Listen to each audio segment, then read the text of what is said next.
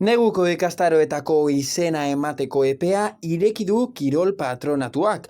18 jarduera proposamen planteatu ditu adin guztietarako. Gernika Lumoko Kirol Patronatuak, beraz, neguko ikastaroetako izena emateko epea ireki du. Ikastaro guztiak emango direla jakinarazi dute Gernika Lumoko udaletxetik, eta astean zehar izango direla. Hori bai, egun batetik 3 egunetara izango dira kurtso bakoitzak. Gaztentzako ikastaroetan, judoa, karatea, gimnasia erritmikoa, pilota edo pilatesa egongo dira besteak beste, eta izena emateko epea irailaren 12tik 18ra bitartekoa izango da, biak barne. Zozketa irailaren 20an egingo dela jakinarazi dute Gernika Lumoko udaletxetik, ordu batetan izango da, eta emaitzak irailaren 21an argitaratuko dira. Bestalde, mantentxe gimnasia, GAP, biking, fitness funtzionala, 3. adina, cardiobox, zumba, aquagym eta body training klasetara sartzeko bonuak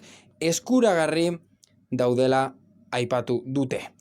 Horietara joateko erreserbak irailaren 19tik aurrera egin ahal izango direla azaldu dute Gernika Lumoko udaletxetik, eta irubebikoitza.gernika_lumo.eus webgunearen bidez, aurretiko hitzordua jarrita, edota Santanape kiroldegiko harreran informazio gehiago jakin ahal izango da.